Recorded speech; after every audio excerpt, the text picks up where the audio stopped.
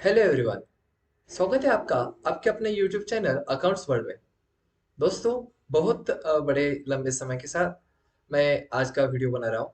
मैं क्षमा चाहता हूँ क्योंकि थोड़ा मैं भी बिजी था और बिजी हूँ अभी, क्योंकि मेरे एग्जाम है अभी अकाउंट सीए की, सीए फाउंडेशन की 31 दिसंबर से। सो उसकी पढ़ाई में थोड़ा बिजी हूँ और कुछ फॉर्मेलिटीज करनी पड़ती है, उसमें थोड़ा बिजी था। तो माफ़ी चाहता हूँ। लेकिन अ, जैसे ही मेरी एग्ज़ाम ख़त्म होगी तब उसके बाद मैं डेली, यानी कि 1-2 दिन के बाद मैं वीडियो अपलोड करूँगा फटाफट। अभी भी थोड़ा-सा देर हो सकता है नेक्स्ट वीडियो में, लेकिन हम ना देरी करते, इस वीडियो में स्टार्ट करते हैं। दोस्तों, आज के वीडियो में हम देखेंगे कि अकाउंट्स का हिस्ट्री जो है। हमने पिछले वीडियो में तो देखा अकाउंट्स का मतलब क्या है, लेकिन आज की वीडियो में हम देखेंगे अकाउंट्स की हिस्ट्री। आपने कभी पढ़ी नहीं होगी अकाउंट्स की हिस्ट्री, लेकिन अकाउंट्स मैं आज आपको बताऊंगा। अकाउंट्स कैसा है।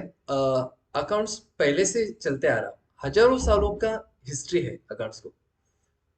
अकाउंट्स जैसे कि अपना चाणक्य मौर्य काल चल रहा था, उससे पहले भी अकाउंट्स था, उनके साथ भी अकाउंट्स था और उनके बाद भी अकाउंट्स है। पहले जो राजशाही होती थी, यानी कि राजा वगैरह थे, उनके समय भी बहुत सारे बिजनेस चलते थे। अलग अलग राज्यों में माल आता था जाता था। उनके पास एक उनका खुद का मंत्रिमंडल भी होता था। वो सब लिख के रखते थे, बराबर। यानी कि तब के साथ तब भी ये था अकाउंटिंग। लेकिन तब क्या, ऐसे एक फॉर्मेट में नहीं लिखते थे, वो उनके हिसाब से, उनको जो समझ में आए वो उनके हिसाब से लगते रखते थे। और तब का जो ट्रांजैक्शन सिस्टम था, तब तो कैश वगैरह नहीं थे। आपने इकोनॉमिक्स में पढ़ा ही होगा। जो पहले मनी था, वो बार्टर सिस्टम चलता था पहले, मनी नहीं था। तब क्या करते थे, गुड्स के बदले गुड्स बेचते थे। यानी कि आपने कुछ चीज ली तो चीज के बदले चीज। यानी कि इकोनॉमिक्स में आपने 11th में देखा ही होगा, वो एग्जाम्पल, गोट के बदले राइस, ऐसा कर देते हैं। यानी कि आप मुझे राइस दो और मैं आपको वोट देता हूँ। लेकिन प्रॉब्लम क्या होने लगा तब, जो अगर हमें 1 किलो ही राइस चाहिए या फिर कुछ, लेकिन वो गोट बहुत बड़ी हो जाती थी अपनी बकरी। फिर ऐसा उनको काटना वगैरह, फिर वो मनी का डेवलपमेंट हुआ। धीरे धीरे वो राजा महाराजाओं के सिक्के लगने लगे वगैरह, ऐसे थोड़ा डेवलपमेंट हुआ, मनी आया वगैरह। लेकिन उसके पहले भी अकाउंट्स था। लेकिन फर्क इतना था कि कुछ लिख कर रखते थे, कुछ लिख कर नहीं रखते थे। उनके हिसाब से, उनके उनकी जो क्या बोलते हैं, उनको जितना जैसे चाहिए था वो उनके हिसाब से वो करते थे अकाउंटिंग। लेकिन अकाउंट्स था तब। अकाउंट्स देखा जाए तो इजिप्ट है, मेसोपोटामिया, चीन, यहाँ पे पहले था। यानी कि हिस्ट्री के अनुसार वहाँ पे वहाँ के अवशेष मिले हैं। उन्होंने कुछ सिस्टम, यानी कि पद्धत जो होती है वो ढूंढी थी, वो हिस्ट्री में मिली है। यानी कि कैसे अकाउंट्स रिकॉर्ड करते थे, यानी कि अकाउंटिंग कैसे करते थे पहले राजा महाराजाओं के काल में। वो चीन, मेसोपोटामिया और इजिप्ट, इनके हिस्ट्री में मिले हैं उनके अवशेष। अ, लगभग 2000 साल पहले चीन ने, चाइना में ये हुआ था अबेकस। आपने सुना होगा अबेकस। हमें तो ब्लाइंड स्कूल में पढ़ाया जाता है अबेकस। कुछ कुछ स्कूल में पढ़ाया जाता है, कुछ कुछ स्कूल में नहीं। उसमें ऐसा मनी मनी जो होते हैं, वो, और कुछ ऐसे डंडे होते हैं बीच में सेल, उसके ऊपर वो कैलकुलेशन इजी हुआ।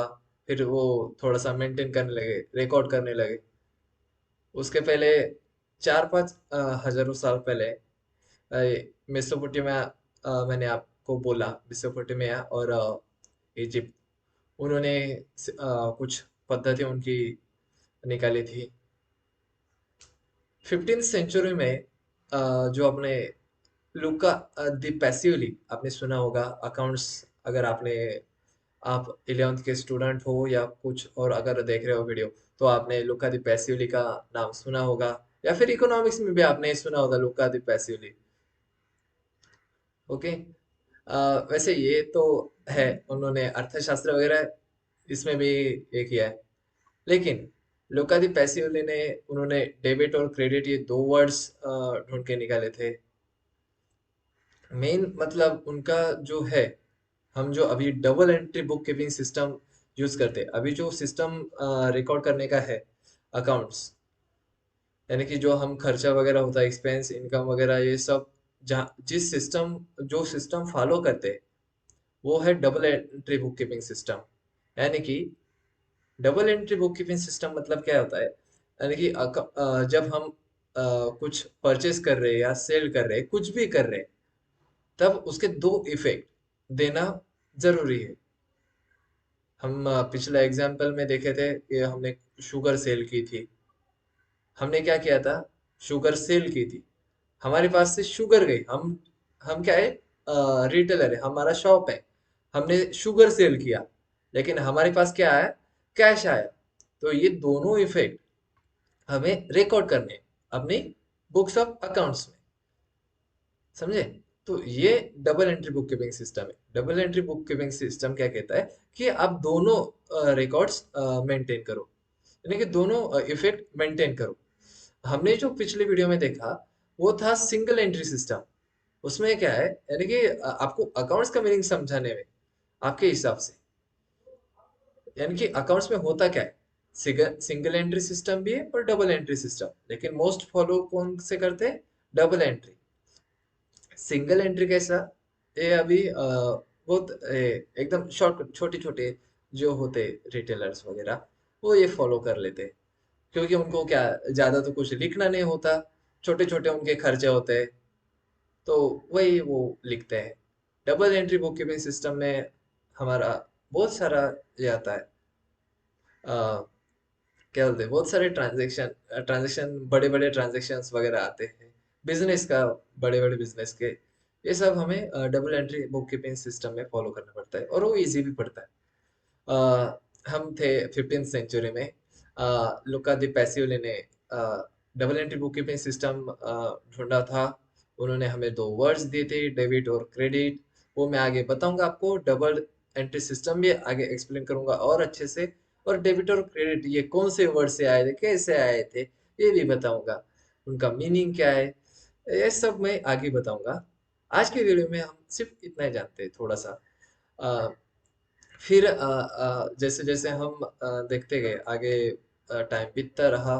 18th सेंचुरी में क्या हुआ, इंडस्ट्रियलाइजेशन हुआ, बहुत सारे बिजनेस यानी कि आए, बहुत सारे बिजनेस स्टार्ट हुए, बड़े बड़े इंडस्ट्रीज ओपन हो गए। फिर तब लोग, यानी कि लोगों को थोड़ा समझने लगा था, तो फिर लोगों ने बड़े बड़े स्टार्टअप, उनके बिजनेस वगैरह आए। तो तब जन्म हुआ कॉस्ट अकाउंटिंग का। तब पहले कैसे था, जो लोग थे, पहले था फाइनेंशियल अकाउंट सिर्फ, उनको क्या, कितना लिया कितना दिया, खत्म, बात खत्म, और टाटा बाय वाला खत्म।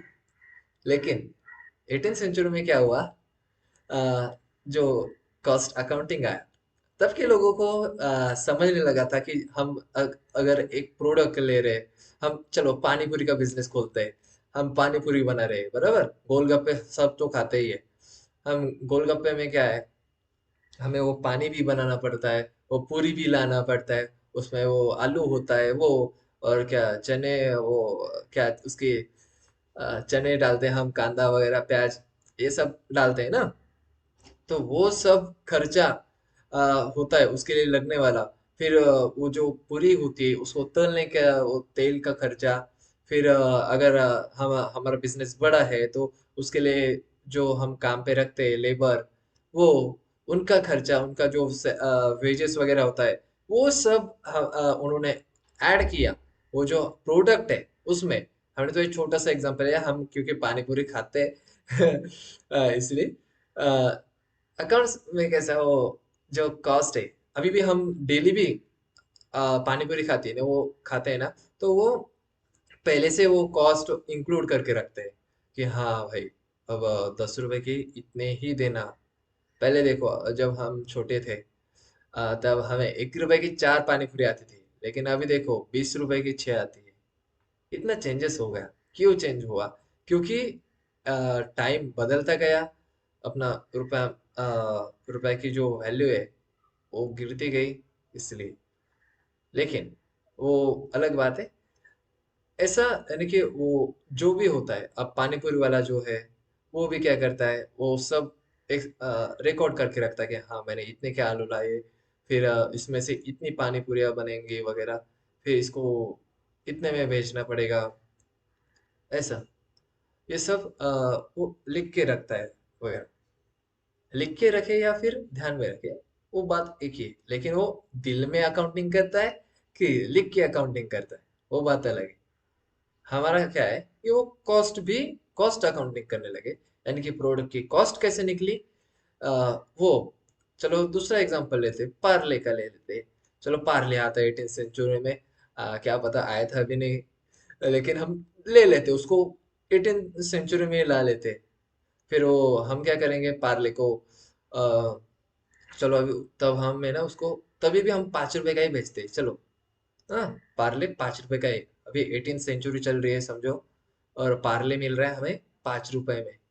हम क्या कर रहे हैं, 50 पैसे का उसका जो रैपर होता है, वो पकड़ लो।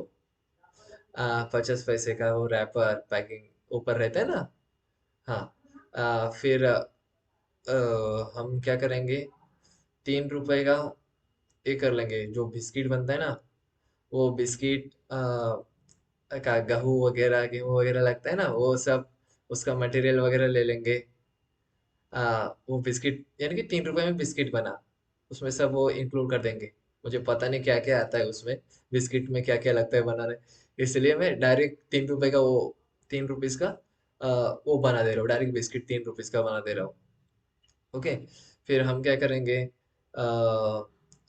हम 50 पैसे का लेबर कॉस्ट, यानी कि जो बिस्किट बना रहे थे और पैकिंग कर रहे थे, तो उसके लिए जो लेबर है, यानी कि जो काम पे रखे हैं हमने, कामगार जो है, उनको हम सैलरी वेजेस वगैरह जो देते हैं, उनका हम 50 पैसे रख लेते हैं। फिर बचा हमारा 1 रुपया, हमारा ट्रांसपोर्ट हम निकाल लेते हैं कि हम इधर उधर सप्लाई करते हैं, टैक्स ले लेते हैं उसमें, 1 रुपए में थोड़ा टैक्स ले लेते हैं। और ऐसा, यानी हो गए ऐसे 5 रुपए, यानी कि कॉस्टिंग तब समझने लगे। चलो हम क्या कर लेते हैं, अब ये तो पूरा मैंने ये कर दिया, लेकिन जो 1 रुपया था ना, वो हमने टैक्स वगैरह लगा दिया। हम क्या करते, 18 पैसे का टैक्स लगा देते। ओके। फिर क्या करते, अपना हम बाकी जो 50 पैसा है, वो क्या बोलते हैं, ट्रांसपोर्ट में लगा देंगे, और जो बाकी बचा है वो हमारा प्रॉफिट समझ लेंगे, ऐसा। ये हो गया कॉस्ट अकाउंटिंग। फिर 20th सेंचुरी में मैनेजमेंट अकाउंटिंग का जन्म हुआ। अपना दूसरा महायुद्ध जब खत्म हुआ, उसके बाद मैनेजमेंट अकाउंटिंग आया। मैनेजमेंट अकाउंटिंग में कैसा, जो बजट होता है अपना, आप बजट देखते होंगे, अपने इंडिया का जब बजट होता है, उसमें मैनेजमेंट किया जाता है कि कब कहाँ कितना पैसा खर्चा करना है, कौन से सेक्टर में कितना पैसा देना है, ये सब वो ये कर लेते हैं, डिसाइड कर लेते हैं। क्यों? क्योंकि कौन से सेक्टर सेक्टर में ज़्यादा इम्पोर्टेंट है, यानी कि कौन सा सेक्टर पीछे पड़ा है, उधर उस सेक्टर में ज़्यादा इन्वेस्ट करो वगैरह, ऐसा ये होता है। यानी कि थोड़ा पैसा मैनेज करने लगे वगैरह, ये सब आ गया मैनेजमेंट अकाउंटिंग में। यानी कि फाइनेंशियल अकाउंट्स की 3 ब्रांचेस है, financial accounting, cost accounting and management accounting. ये तीनों ब्रांचेस है। ओके। हम देखेंगे, हम देखने वाले फाइनेंशियल अकाउंटिंग। हम जैसे जैसे आगे बढ़ते जाएंगे, हम देखेंगे फाइनेंशियल अकाउंटिंग। फिर जब हम फाइनेंशियल अकाउंटिंग में सेट हो गए तो फिर हम मैनेजमेंट अकाउंटिंग भी स्टार्ट कर देंगे, है कि नहीं? फिर धीरे धीरे हम जाएंगे आगे। और जैसे आप लोगों का सपोर्ट मिलता है वैसे हम जाएंगे। प्लीज़ आपका सपोर्ट भी अच्छा रहा लास्ट वीडियो में। और प्लीज़ चैनल पर नए हैं तो सब्सक्राइब कीजिएगा, क्योंकि आपके व्यूज़ अच्छे थे लेकिन सब्सक्राइबर बहुत कम ही है। क्योंकि आप सब्सक्राइब नहीं करोगे तो आपको आपके पास वीडियो कैसे पहुंचेगा ना। तो प्लीज़ सब्सक्राइब कीजिएगा चैनल को। और वीडियो को अगर अच्छा लगता है आपको तो लाइक कीजिएगा। अगर आपको थोड़ा भी इंटरेस्ट आता है तो प्लीज़ लाइक कीजिएगा। कमेंट में बताइएगा आपको कैसा लग रहा है वीडियो। या फिर कुछ मैंने चेंजेस करने चाहिए, कौन सा टॉपिक मैं भूल रहा हूँ, कौन सा इंक्लूड करना चाहिए, ये भी बताइएगा। अगर मुझसे कुछ गलती हो रही तो वो भी बताइएगा, क्योंकि मैं भी आखिर में स्टूडेंट ही हूँ। मैं कोई प्रोफेशनल वगैरह कुछ नहीं हूँ। मैं भी एक स्टूडेंट हूँ, लेकिन मेरा एक हेतु है कि मेरे सभी ब्लाइंड फ्रेंड्स है उनके पास अकाउंट्स से भरा नॉलेज पहुंचे। नॉट ओनली ब्लाइंड बट सबके साथ जो विजन वाले भी सैटरडे स्टूडेंट्स, उनके लिए भी ये वीडियो है, ऐसा कुछ नहीं। ओके, सो मिलते हैं नेक्स्ट वीडियो में। आपका प्यार बरकरार रखिएगा। Okay, thank you.